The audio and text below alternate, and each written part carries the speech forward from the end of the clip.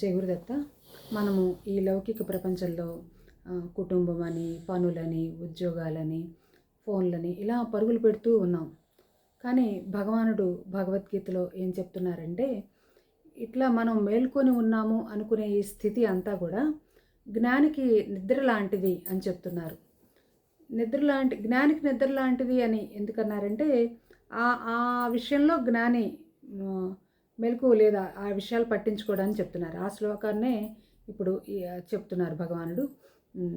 Yeah నిశా సర్వభూతానాం తస్యాం జాగర్తి సంయమి యస్యాం జాగ్రతి భూతాని సా నిశా పశ్యతో మునేః.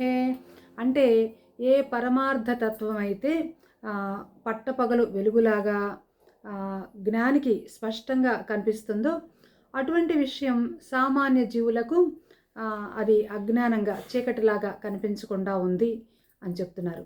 అదే ఇప్పుడు ఏ ప్రపంచం అయితే మనం లౌకిక ప్రపంచం, ఈ రాగద్వేషాలతో కూడిన ఈ ప్రపంచం అంతా సామాన్య జీవులకు స్పష్టంగా కనిపిస్తుందో అటువంటి విషయంలో జ్ఞాని నిద్రలో ఉంటున్నాడు అని చెప్తున్నారు. అంటే జ్ఞాని అటువంటి విషయాల్ని పట్టించుకోడు అని చెప్తున్నారనమాట. అంటే ఇది మన జీవితానికి ఎలా వర్తిస్తుంది అంటే, ఇప్పుడు ప్రపంచం మొత్తం కూడా లౌకిక వ్యవహారాల్లో మునిగిపోయిందనుకోండి. అలాంటప్పుడు ఒక వ్యక్తి అక్కడే కూర్చొని ధ్యానం చేస్తూ ఉన్నాడనుకో, ప్రపంచం అతన్ని పట్టించుకోదు కదా. కానీ జ్ఞానికి అది మేలుకొలుపు లాంటిదనమాట. ఆ జ్ఞానికి అంటే ఇప్పుడు మనల్ని ఎవరైనా తిట్టినా, విమర్శించినా మనం చాలా బాధపడతాము. ఇట్లా మనకి ఇలా జరిగింది అని చాలా విపరీతంగా కష్టపడతా ఉంటాం. ఎందుకంటే మనం ఈ పేరు ప్రఖ్యాతులు ఈ గొప్పతనం ఇలాంటి విషయాల్లో మేల్కొని ఉన్నాం కాబట్టి.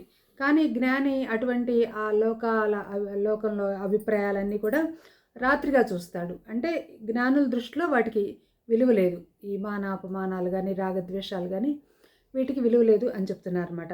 మరి మనము పగలు అనుకున్న పగలు నిజమైన పగలేనా, లేక అజ్ఞానపు రాత్రేనా అనేది మనం ప్రతి ఒక్కళ్ళం కూడా మనల్ని మనము ప్రశ్నించుకోవాల్సిన సమయం.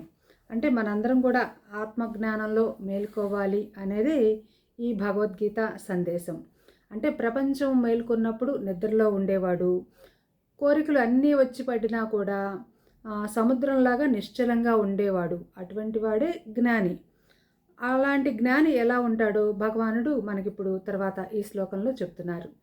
ఆపూర్యమాణమచల ప్రతిష్టం సముద్రమాపః ప్రవిశంతి యద్వత్ తద్వత్ కామాయం ప్రవిశంతి సర్వే సశాంతిమాప్నోతి న కామకామి. అంటే భగవానుడు చెప్తున్నారు ఈ శ్లోకంలో, సముద్రంలో ఎన్నో నదులు కలుస్తాయి, కానీ సముద్రానికి పొంగిపోవటం అనేది ఉండదు. అలాగే ఆ నదులన్నీ కలిసి నదులకి వేరే అస్తిత్వం ఉండదు కదా. సముద్రంలో కలిసిపోయినాక అవి కూడా సముద్రమే అయిపోతాయి అన్నమాట.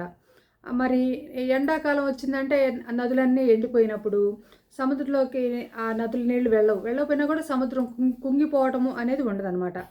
అలాగే ఈ స్థితప్రజ్ఞత్వాన్ని సాధించిన ఈ ముని ఎవరైతే ఉన్నారో అతనిలోకి ఎన్ని ఆకర్షణీయమైన విషయాలు వచ్చినా కూడా అవి అతనిలో కలిసిపోతాయి, కానీ అతనిలో ఎటువంటి ఈ సుఖము, దుఃఖము ఇలాంటి రూపమైన ఈ మార్పులు తీసుకురాలేవు అని చెప్తున్నారు. అతడు కూడా ఆ సముద్రంలాగా నిశ్చలంగానే ఉంటాడు. అంటే అటువంటి వాడే, అటువంటి జ్ఞానే మోక్షాన్ని పొందటానికి అర్హుడు అని పరమాత్మ ఈ శ్లోకంలో చెప్తున్నారు.